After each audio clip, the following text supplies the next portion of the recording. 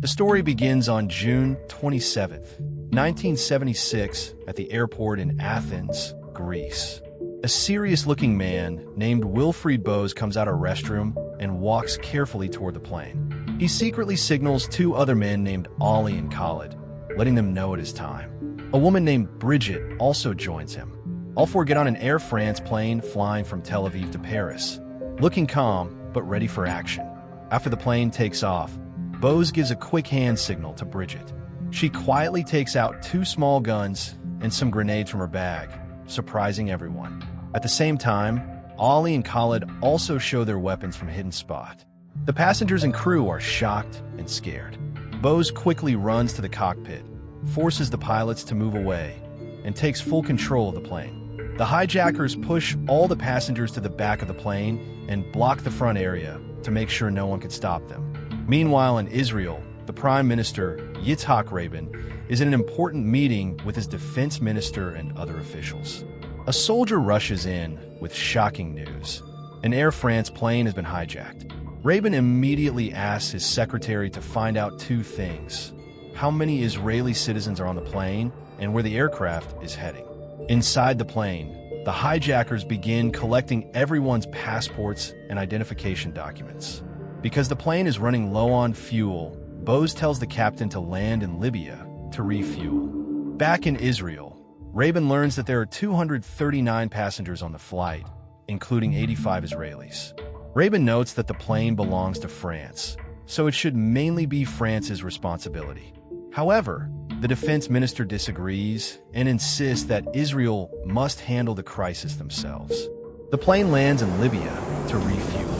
The flight engineer tries to check a technical problem, but Bose threatens him with a grenade and forces him back inside the plane, showing that he is ready to use violence if needed. The story then goes back 6 months in time. Bose, Bridget, and Bridget's boyfriend, Juan Pablo, were living in Frankfurt, Germany. A man named Javar, who worked with a Palestinian group, met them. He explained that many members of their group, including their leader, had been caught by Israeli forces. He told them that hijacking a plane would make the world pay attention and could be used to demand the release of prisoners. The three later traveled to Yemen, where they were trained to use weapons and explosives by a Palestinian militia. During the training, they learned that a female fighter from their group had died while in Israeli custody. Bridget believed the woman had been tortured. This news made them more determined to carry out a hijacking to exchange hostages for prisoners. Their leader told them to take the plane to Uganda, where President Idi Amin knew about the plan and promised protection through the Ugandan military.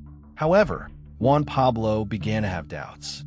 He felt flying into Uganda was very dangerous because President Idi Amin was known to be extremely cruel and violent.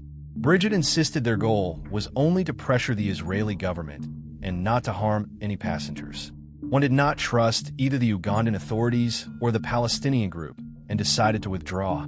For this reason, only Bose, Bridget, Ollie, and Khalid went through with the hijacking.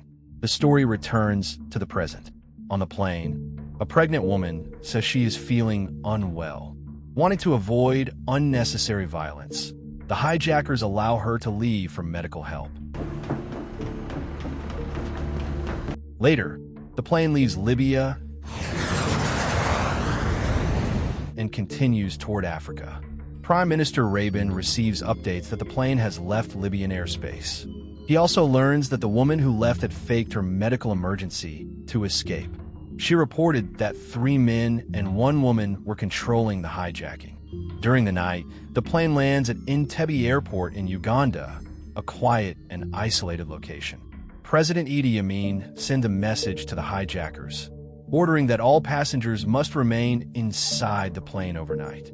He warns that if anyone tries to escape, the plane will be destroyed. Bose then instructs the pilot to open the door, and Javar arrives outside, celebrating the success of their plan. The next morning, the second day of the hijacking begins.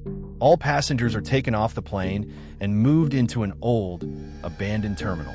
Idi Amin meets them at the entrance and claims they will be safe in Uganda. Then he leaves the building along with the senior Palestinian commander.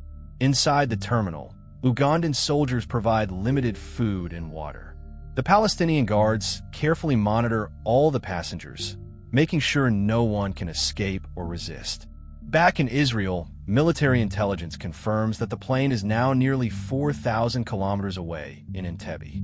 The defense minister starts planning a rescue mission with the highest-ranking army officers. A young commander named Yoni Netanyahu is called back from his leave. His partner is upset, but Yoni quickly rejoins his unit and begins training for the mission, knowing the stakes are very high. Inside the terminal, Bose and Bridget begin separating passengers. They break part of a wall to create a new section. Javar reads names from the collected documents and orders all Israeli passengers, including old people and children, to move to that section. Some resist, but the hijackers force them to comply. Who tries to resist me will be shot. A young boy who has a French passport but an Israeli ID is suspected of being a spy. Javar takes him away to question him carefully. Back in Israel, the defense minister wants a military rescue, but Rabin refuses because he fears the hijackers may kill the hostages. Rabin contacts Idi Amin, who says the passengers are inside an old building filled with explosives and that his soldiers cannot intervene. Israeli officials try to convince Amin that helping the hostages would make Uganda look good to the world. This angers Amin, and he ends the call. Rabin wonders why Amin is helping the hijackers so closely. The defense minister explains that Uganda wants weapons and military support from countries backing the hijackers. Rabin realizes Israel's options are shrinking and feels pressure to consider releasing prisoners, although he strongly dislikes the idea. The defense minister refuses to negotiate. Meanwhile, Amin, worried about Uganda's international image, tells the hijackers to release a small group of passengers. Javar, after checking the young Israeli boy and realizing he's not a spy, also lets him go. At the same time, the defense minister secretly moves forward with a daring plan. Military leaders explain that Amin usually travels with a long convoy of black Mercedes cars. If a similar car appears near the hostages, it might confuse the hijackers and give the Israeli soldiers a chance to surprise them. The Air Force chief suggested a plan to rescue the hostages. The idea was to load a black Mercedes car and several military jeeps into a big transport plane, fly close to the newer part of Entebbe Airport, quickly rescue the hostages, and fly everyone safely back to Israel. For this mission, 4 large transport planes and 2 elite special forces teams were carefully chosen. Defense Minister Shimon told them to begin preparing immediately, making sure every detail was ready for the dangerous operation. By the 4th day of the hijacking, President Idi Amin of Uganda released some French passengers in front of reporters and photographers. After that, he personally visited the Israeli hostages, telling them that Uganda had no personal grudge against them and that the country's problem was only with the Israeli government. Despite this, the hijackers made a terrifying announcement. If Israel did not meet their demands, hostages would be killed every 2 hours, starting with the children. This caused panic and fear among the passengers, while their families back home felt helpless and anxious. In Israel, Prime Minister Rabin watched the news as 48 French passengers were released. The fact that no Israelis had been freed made him very worried. Outside his office, the families of the Israeli hostages gathered, desperate and anxious. They pushed past police officers and demanded immediate action. Seeing their fear and determination, Rabin met them personally, reassuring them that every possible step would be taken to bring all the hostages home safely. With journalists watching and public pressure growing, Rabin began thinking seriously about whether to meet the hijackers' demands, though it was a very heavy and difficult decision. On the hijacked plane, Bose told Bridget that their plans seemed to be working and that Israel would soon comply with their terms. But then Javar angrily confronted Bose, warning that Israel might only appear willing to negotiate as a trick to prepare a military strike. This argument created tension among the hijackers, making the situation uncertain and stressful for them. Back in Israel, the Air Force chief reported to Defense Minister Shimon that the military planned to fly planes across the Red Sea at very low heights to avoid being detected by radar. The army chief was worried that the operation was almost impossible and extremely risky because soldiers' lives would be in danger.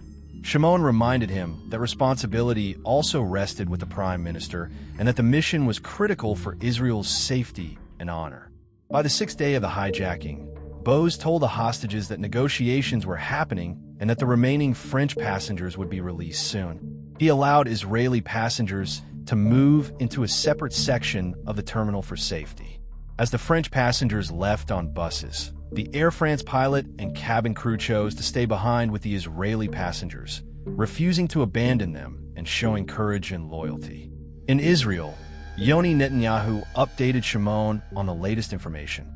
Shimon confirmed that the Special Forces teams were fully trained, prepared, and ready to act as soon as he gave the command.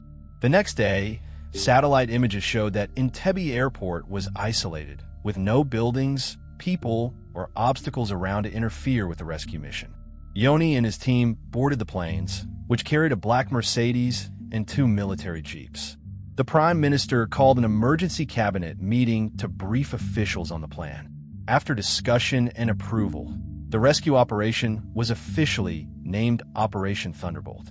That evening, 4 large transport planes left Israel, flying extremely low to avoid being detected by radar in other countries. Prime Minister Rabin, Defense Minister Shimon, and other senior military leaders monitored the mission closely from the Army Intelligence Command Center. Under the cover of darkness, the Israeli planes reached a dimly lit runway near Entebbe. Yoni and his team prepared their pistols with silencers and moved quietly toward the black Mercedes. Ugandan soldiers were stationed nearby, and Yoni's team eliminated them silently, though one soldier briefly escaped and was shot by another Israeli soldier. The gunfire immediately alerted the hijackers inside the terminal, who quickly prepared for battle. Javar realized that Israeli forces had arrived and took positions to defend the building. The Israeli team exited their jeeps and surrounded the terminal from multiple sides. Palestinian fighters on a roof opened fire, and Yoni was hit by 2 bullets. Despite this, the team continued forward without hesitation, determined to complete the mission. Soldiers used light machine guns to suppress and remove the roof shooters, clearing the path for the rest of the team to move safely. Zeev, one of the soldiers, reached the terminal gate, eliminated a hijacker who was shooting, and entered the building. Bose and Bridget tried to ambush him, but another soldier quickly neutralized both. The Israeli team systematically moved through the terminal, ordering hostages to lie on the floor for safety and eliminating all remaining hijackers. Javar made a desperate attempt to attack with a grenade, charging towards Zeev, but he was immediately shot by Zeev and another soldier. Within a few minutes, all hijackers were killed, and the hostages were secured. They were carefully guided toward the waiting aircraft. Lieutenant Yoni Netanyahu died during the operation, and his body was respectfully carried onto the plane by his team. Back in Israel, the Prime Minister and senior officials waited anxiously for confirmation. Soon, they received the news that all 102 hostages had been rescued and were departing Entebbe. Relief, joy, and celebration spread across the nation as the mission's success became clear. Defense Minister Shimon congratulated the Prime Minister, calling it a major victory for Israel and praising the bravery of the soldiers. When the planes landed in Israel, the rescued passengers disembarked safely. Don't forget to like this video and subscribe to our channel. Thanks for watching.